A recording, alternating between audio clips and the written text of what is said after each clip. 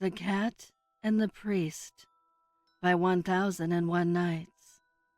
In the bedroom of a nondescript apartment on the 10th floor, Sophia lay restrained to the bed and gagged, while Father Doherty performed an exorcism on her. Sophia's angry yellow eyes bulged painfully from their sockets as she twisted and squirmed in a futile effort to get away from Father Doherty's incantation. Each word from his mouth stung her possessed body like a bee, and if they removed her gag, her screams would have reverberated throughout the tall building. Her mother, standing by her bed and knowing something of what her poor daughter was going through, tried to caress Sophia's head, wet with sweat. Their pet cat, Camilla, prowled around the bed uneasily. Sophia glared at her mother, who had called in the father and arranged for her to be bound and helpless at his mercy. But as the magic words truly began to penetrate the demon inhabiting her body, Sophia closed her eyes and stopped struggling, almost as if coming to peace with what was happening inside her. The father reached the climax of his spell. Sophia's body arched so hard that it seemed impossible how it did not snap in half. She fell back, her eyes open and fixed on the ceiling. Mom noticed a tint of their usual blue breaking through the yellow. Camilla jumped on the bed and hunched over Sophia's feet. Silent, Father Doherty reached out and lay his hand on Sophia's forehead. The cross on his chest glowed, as if plugged into a socket, and shivered. Suddenly, Father gave a shout. The cross snapped in half, the lower half falling to the floor, while the upper dangled uselessly. Father Doherty's eyes widened, and Mom could clearly see the yellow spreading through his irises. Sophia's body relaxed entirely, and she seemed to fall asleep. With a mother's instinct, Mom started quickly, snapping open those awful restraints and loosening the gag. Camilla howled, a terrible noise, and started stepping towards Father Doherty, now gripping his broken cross and contorting his body unnaturally. At the same time, Mom moved to the window and pushed it fully open, her sharp teeth bare and her face twisted with rage. Camilla leapt from the bed right into Father Doherty's face, digging her unclipped claws deep into his body. A very human scream broke forth from Father Doherty as he stumbled backward, trying to get the cat off his face. Mom gave a gentle guiding push, and out of the window he went, Camilla still glued to his face. As if wakened by the commotion, Sophia sat up suddenly, her eyes a pure azure. "Mom?" she called, before spotting her mom at the window looking out. She got out of bed and joined her. The priest lay still, a crumpled, bloody mess on the pavement. People were gathering. Camilla was walking away, her tail held high. Sophia and Mom knew she was walking towards the fire escape around the back of the building. Mom shut the window firmly. The Black Dog by the Prowler. Tom Henderson bought the old Johnson house that sits through the forest on top of the hill on the outskirts of town. The house had sat dormant for a number of years, but Tom was new in town and the home was cheap. He moved in right away, got the house all set up, and looked forward to living in his new surroundings. He decided to head to bed early the first night, as he was looking forward to checking out the forest surrounding his home. since he was a hunter and did it for a living. As Tom lay in bed, just about to doze off, he thought he heard movement just above his bedroom, but he brushed it off as just creaks in an old house and rolled over and closed his eyes. But after just a few minutes, he heard what sounded like a dog's paws click across the wooden hallway floor. He knew it wasn't his dogs because they were outside, so he jumped out of bed and ran into the hall to check what could have made that noise. But nothing was there. He checked the entire house from top to bottom, then looked outside to see if his dogs were still chained up, which they were. Saw nothing unusual and headed up to his room, locked the door and went to bed.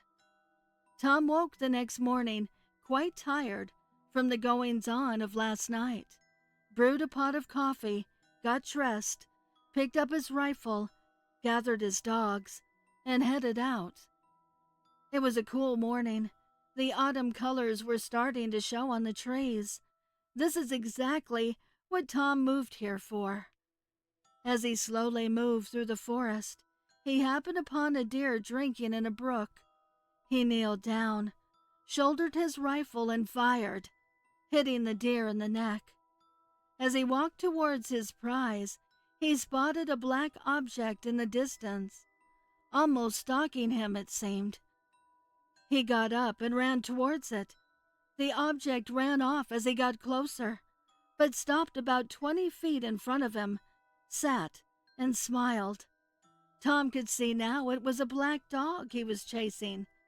His 3 dogs that were beside him started to growl and became quite agitated. He told them to heel, but they would not listen. One of his dogs jumped up and lunged at the black dog. As his dog got close, the black dog got up and ran behind a large oak tree. Tom's dog followed, and they both disappeared behind the tree. After a few moments of growling and barking, a yelp could be heard. Tom rushed around the tree and saw his beloved dog lying on the ground bleeding from the neck. No sign of the black dog. Tom buried his dog by the tree, went back and collected the deer, and he and his 2 dogs walked back home. On his way back, he came across 2 brothers hunting, John and Timmy Donnelly. They introduced themselves, and Tom told them that he had just moved into town and bought the old Johnson place. When he told them that, he could see that it spooked them. They asked him if he knew what had happened in that house. He of course said no. And what they proceeded to tell him, he thought was ridiculous. They told him about 10 years ago, Mr. Johnson just snapped one night after dinner and killed his entire family. The bodies of his wife and children were still sitting at the dinner table when the police arrived, as was he, bleeding from his arm. He said their black German shepherd bit him, trying to protect his wife. The body of the black dog was found lying next to the chair of the dead wife. But the story doesn't end there. About a week later, Mr. Johnson was found in his jail cell with his throat ripped out, and bloody paw prints were also found in his cell. Since then, nobody has lived in the home for more than a month. Always complaints of strange noises throughout the night. Barking, even though they don't own a dog. Black hair all over the house, even in the food. Dog smells, growling, etc. Now Tom did not believe in ghosts, and certainly he wasn't going to believe in a ghost dog. He laughed off their story and politely said goodbye. They agreed to meet up in the morning to hunt and get to know each other some more, not telling them what had just happened to his dog in the woods, thinking to himself it was probably just a wolf they had encountered. Tom got home, brought the dogs inside, cooked up some of that deer he had just killed, and settled down and relaxed for the night. The next morning, the brothers knocked on the back door. They had been waiting for 25 minutes, but there was no sign of Tom. After a few minutes of no answer, they decided to kick in the door. When they walked in, they found Tom sitting at the dinner table with his throat ripped out, and his 2 dogs laying dead at his feet. Bloody paw prints covered the floor, and black hair was found throughout the room, even though neither of Tom's dogs had black hair. Kat and Marie by 1001 Nights. Kat prowled restlessly behind the door of the bedroom where Marie was being strangled. Kat knew something terrible was happening, and this would interfere with his food. He was really hungry. He yowled, not loudly though, because sometimes when he yowled loudly, the man would come out and try to kick him away. Kat was too fast for him though. Not poor Marie, who was fighting drawing her last gasp of air. She heard Kat's yowl through the rising tide of obliterating pain, and reassured herself that Kat would survive, even if she hadn't. Kat heard the gasps and the shuffling of her feet as she struggled. He wanted to open the door, putting aside his dislike of the man. He began scuffling and scratching at the door, his wails getting louder, but the door remained shut. Annoyed, Kat went out into the backyard, and with the agility his species is famed for, he jumped up the tree, whose branches brought him close to the bedroom window. He needed to know what was going on, and why Marie wasn't feeding him. He did not like what he was seeing. The movement of Marie's feet was very slow now, and her gasps barely audible. The window was ajar. A crow cawed right behind Kat. Kat and Crow had had friendly tussles over scraps of food before, but their interests were broadly aligned. Crow hopped closer, and Kat did not swipe out a restless paw at him, as he otherwise would have. The animal still hesitated. Crow cawed very loudly, right at the window, and the man jerked his head up, his fierce focus momentarily shattered. Seeing his face, Kat decided, and leapt into the bedroom, followed by Crow, and another crow, and another. Crows streamed into the bedroom, blackening the space with their feathers. Emboldened by the crows, Kat did what he had longed to do since the man had walked into their lives, and jumped straight for his face, his claws out. Screaming, the man let Marie drop to the bedroom floor and groped in the crow darkness towards the door, Kat hanging on to his face. The man fled the house, followed by the crows. Kat dropped off, gave himself a slight shake, and went back to the bedroom to see if Marie could get up and feed him now. Hamsters Are Normally So Adorable by Katerinara. My daughter has an obsession with small, feisty animals. If they are tiny and hateful and want to eat you, she loves them. I can't tell you how many times I've taken her to a pet show, and we've come home with the meanest, bitey little bastard there. She's gotten them for nearly free, because nobody ever wants the cranky little shits, and the breeders are just happy to not have to stick their hands in the cage anymore. Every time the latest little hate machine finally passes away, likely due to spite at existing, she fully cleans out the tank and prepares for her next little furry demon seed. My current problem is, this latest one is a dwarf hamster with a very short life expectancy. She was told by the breeder that he was already 6 months into his 2 years of life because he bites anyone who puts their hands in his tank for any reason. She clapped her hands with glee and stuck her hand in to test its malice. It immediately ran to her hand and bit her thumbnail so hard its teeth actually got stuck, and she had to lift her hand up and gently pull it off.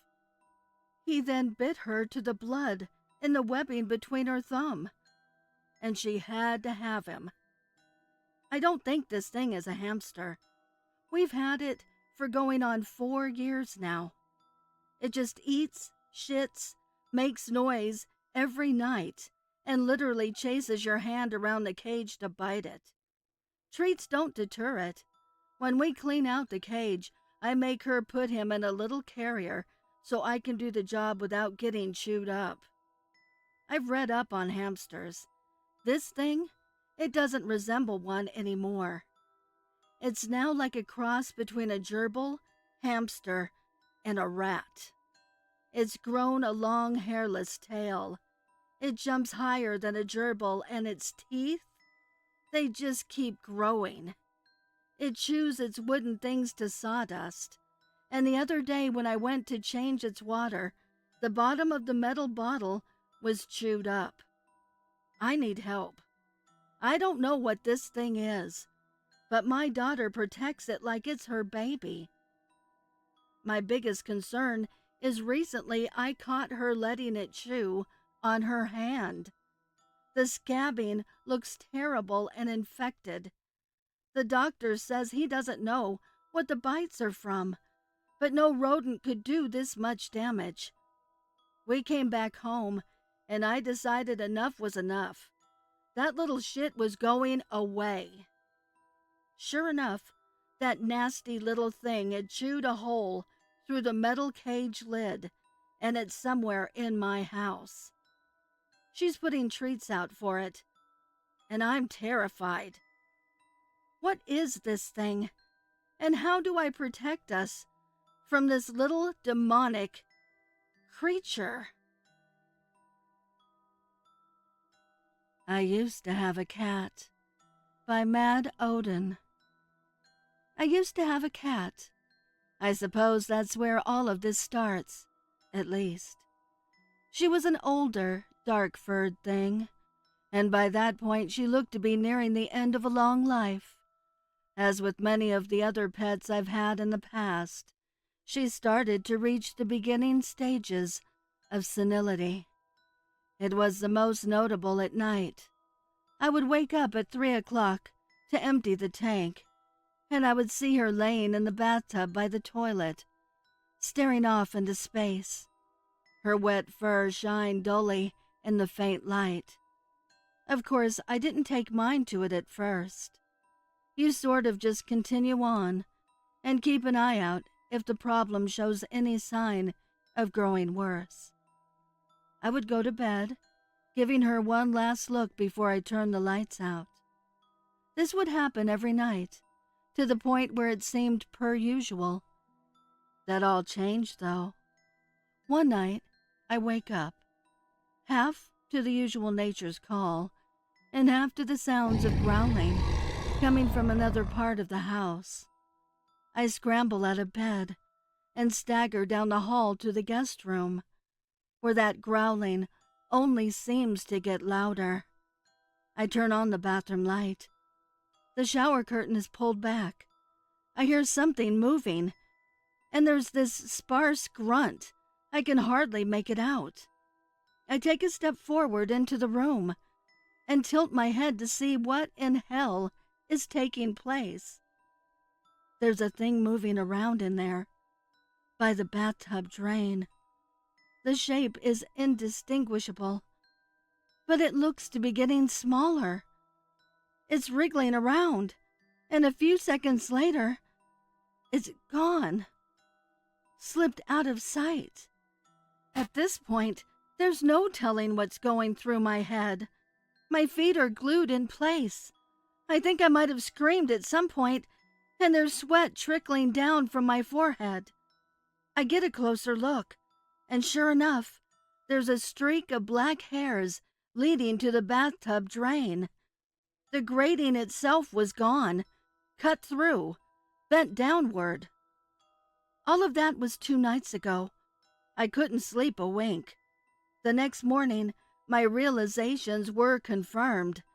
The cat was laying there in the bathtub, except something was off. She wasn't staring into space. She was staring at me. That awful look in her eyes, the damp fur shining as it always did. I locked that door without so much as a second glance. I would have sooner pissed in the kitchen sink. I put a chair under the bathroom doorknob for now. Sometimes I hear it grunt, and now and then it'll pound at the walls. One thing's for sure, it's not getting out. I used to have a cat. Not anymore.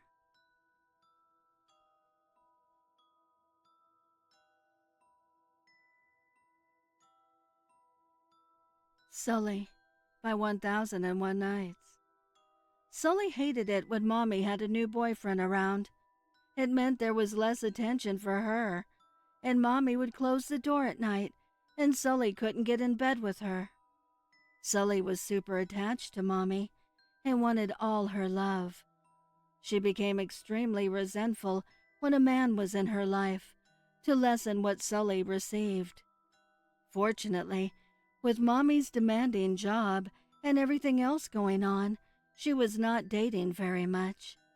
And so far, Sully had been successful in scaring off the few she had brought back. The men would pretend to like her, even trying to be nice by talking to her in a fake baby voice. But Sully had preferred her scare tactics. Through a combination of silent, intense stares, little bites, drooling, well-timed piercing screams, and most of all whining and demanding constant attention from Mommy, had managed to dissuade even the most ardent suitors.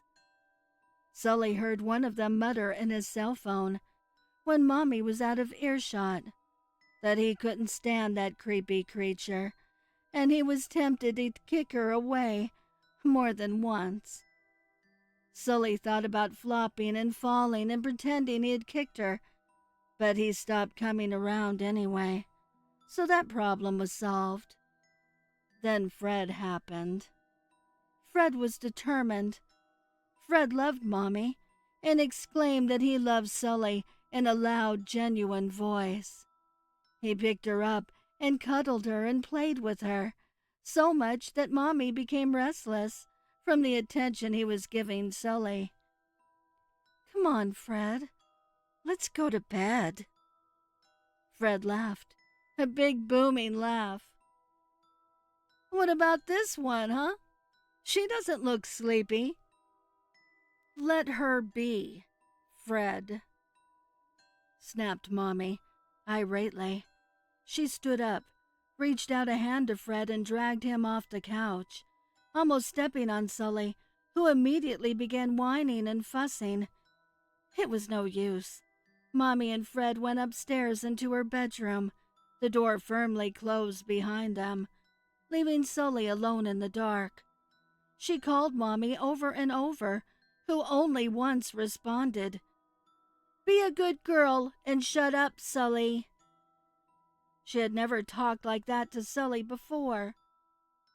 Sully lay in wait at the top of the stairs, and when Fred finally came out in the morning, she was as alert as a tiger on the hunt. As he drowsily began going down, she elongated her furry, muscly body and began weaving dexterously in and out through his legs, stepping her paws on his feet and flicking her tail, a purposeful live animal trap. Fred didn't have a chance.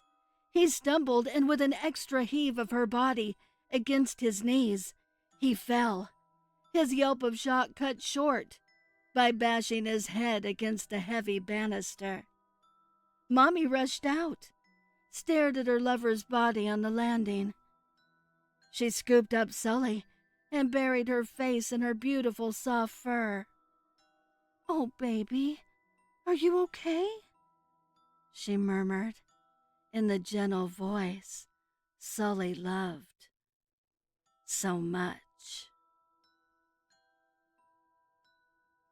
My cat only sleeps in high places. Unknown author.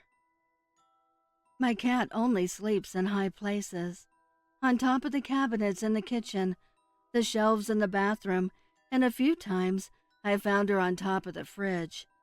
She's always been fond of climbing up as high as she can in all the places I've lived. However, since I moved into my new apartment, she hasn't slept in my bed. Ever since she was a kitten, she has always slept right beside me at night, no matter where I crash. In the morning, I wake up and scour around the house, trying to figure out which obscure place she's decided to sleep that night. Now, I understand that moving can be tough on animals, but this isn't the first time we've had to move somewhere new. But it's been 2 weeks since we moved in. Her behavior is strange. I chalked it up to getting old and grumpy. Plus, when I was moving in my bed frame, it broke, so I only have a box spring and a mattress. Maybe the loud sound of it hitting the ground freaked her out. She's always been a scaredy cat. Finally, after a long day of rearranging some new furniture and job scouting, I decided to go lay in bed. As I lay down, I could see her on top of a shelf in the bathroom, her round, deep green eyes staring down at me. After a few last attempts of calling to her to come to bed, I fell asleep. In the middle of the night, I heard a purring and a weight on my chest. I smiled and cooed. She had finally come to bed. I felt her paws making muffins on my neck. I tried to lift my head up, to pet her head. But suddenly, I heard a loud thump. Something was in the bathroom. I heard a deep growl that grew into a hiss. I tried to get out of bed, but I was completely frozen. The weight on my chest grew heavier and heavier. I couldn't move or even cry out. All I could see were 2 round, crimson red eyes staring back at me. Soon, what were 2 soft paws became claws dragging deep down into my neck. The purrs turned into a deep yowl that became louder in my ear as I felt sharp teeth pierce my cheek.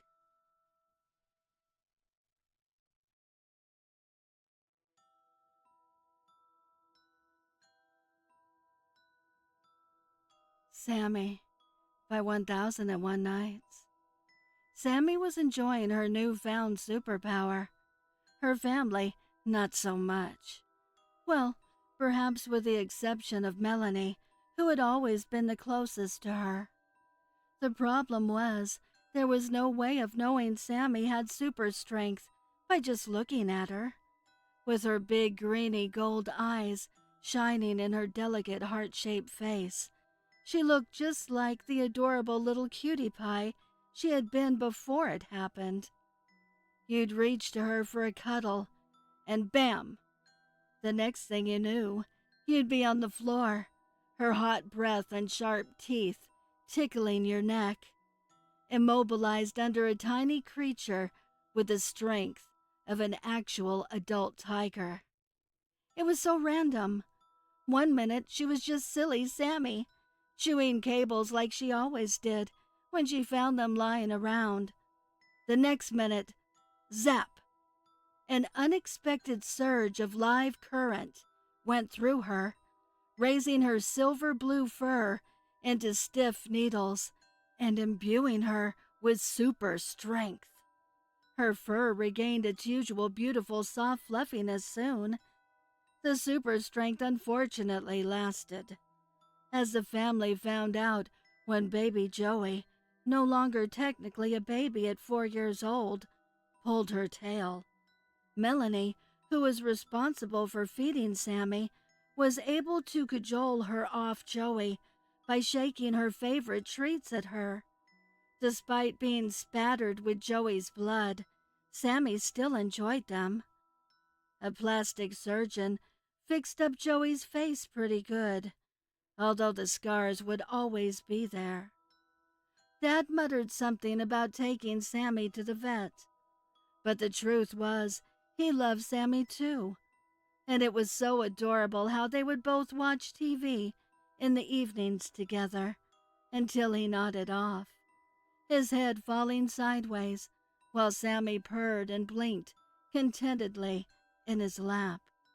And frankly, Joey was a bit of a pest. Hopefully, this had been a learning moment for him, plus the scars made him look cool. Sammie's super strength was useful in other ways too, like when Mom's SUV wouldn't start, and Melanie asked Sammie to put her small furry back against the back tire and push, and then it started moving. Sammie loved Melanie, and everybody treated Melanie with more respect than she had ever known. Years passed. One day Joey, now a tempestuous teenager, went to the kitchen to get a snack. Sammie was there too, which was unusual, as she typically hung out with Melanie or Mom and Dad. They were all in the garden when they heard his scream, cut short suddenly. They looked at each other with horror, but they knew what had happened. They jumped and ran inside, Melanie snatching up Sammie's snack bag on the way. This time, she was too late. Joey was lying still on the kitchen floor, his throat shredded, still clutching a knife uselessly. Sammie was delicately tasting his blood, but she made a moue of distaste and drew away. Spotting the snack bag in Melanie's hand, she trotted over to her, meowing happily, leaving a trail of small bloody paw prints on the kitchen floor. The Nest by 1001 Nights. There was a nest of spiders in the corner of her bedroom, the corner that was generally out of sight behind the door. 3 spiders, all the same size, not too big and not too small. She ran and got the small cordless vacuum, which was perfect for this job, and sucked them up. Finally, tonight she would sleep bite-free. She had been getting weird spider bites for a while now, nasty, itchy red things, and she hadn't been able to find the culprits. Now, they could rebuild their damn web in the vacuum bag. She wiped down the remaining grayish spider residue in the corner with a damp rag. There. Spiders and other creepy crawlies had been the bane of her existence ever since she had moved into this ground floor apartment. Daddy Longlegs festooned the bathroom, and ants cleaned the kitchen of crumbs. When the summer had become particularly humid and nasty, she found earwigs on her bed, nestling in the folds of her sheet.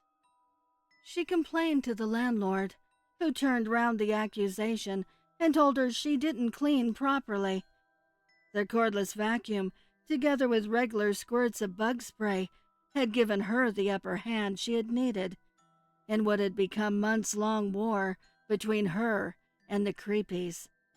Ants and earwigs were bad enough, but ever since reading The Hobbit at an overly impressionable age and learning about the spiders in the dark forest, she had had a special horror of spiders.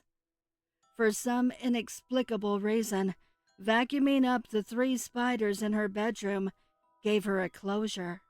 A sense of victorious satisfaction pervaded her whole being as she nestled into her bug-free bed. Tonight, she would sleep well. Something told her she would be free of spiders for a long time.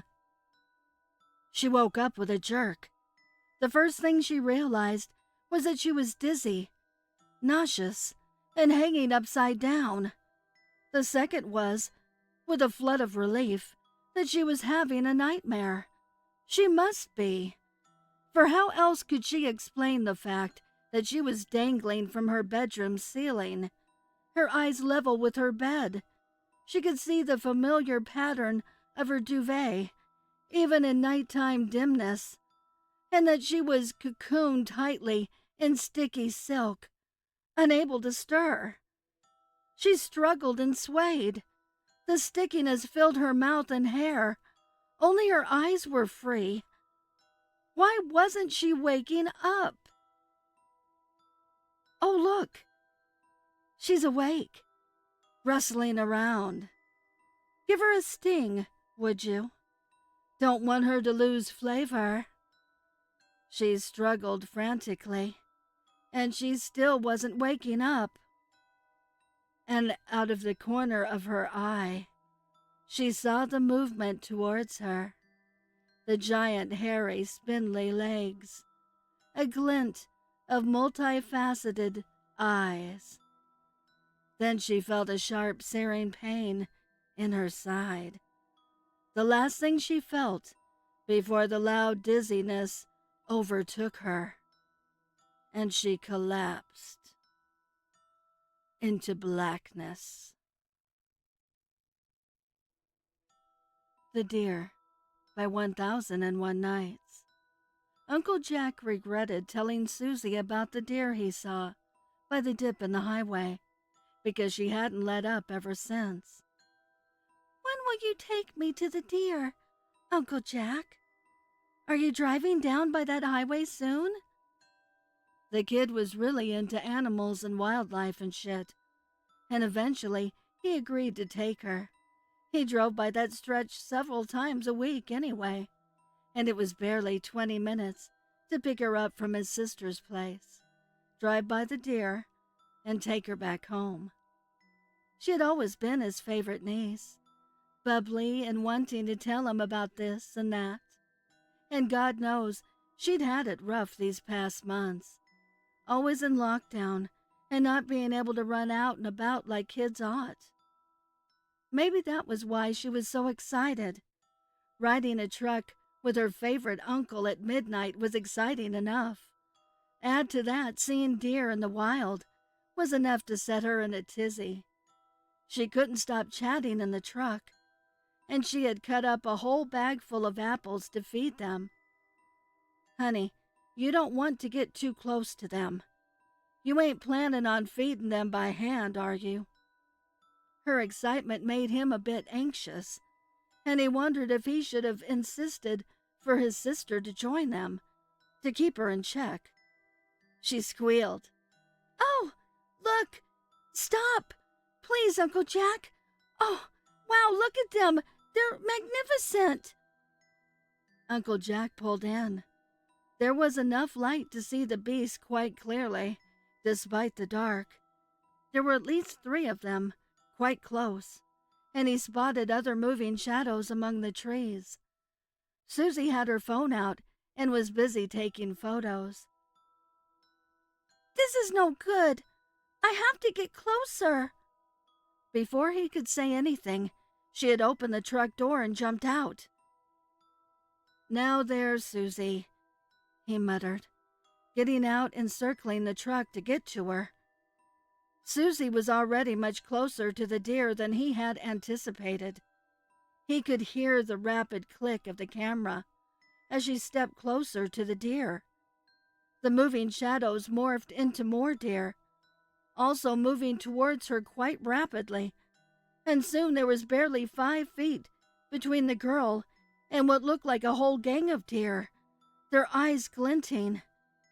"Susie!" yelled Jack. She paid no mind, tugging on the apple bag. He knew he had to get to her, but he felt rooted to the spot. Even when the deer butted her to the ground and she began screaming, he felt paralyzed. The apples fell to the ground, unnoticed. Too quickly, the screaming stopped. Some deer looked up, straight at him, while others were still bent down over Susie. They began coming towards him. In the glaring lights of a passing car, he saw clearly blood around their mouths. He ran to the truck, threw himself in, and drove off.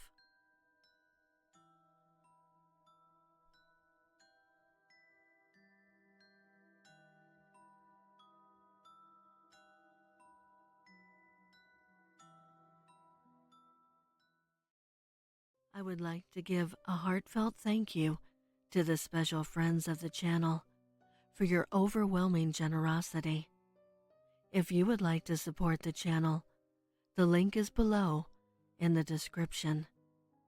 Also, please send me your stories and poems to duchessofdarkness27@gmail.com. You can also find me on Instagram at duchess.ofdarkness and Twitter at duchessofdarkn2. I want to thank all my listeners for your kindness, your encouragement, and your support. It means the world to me. Thank you for joining me. Until next time.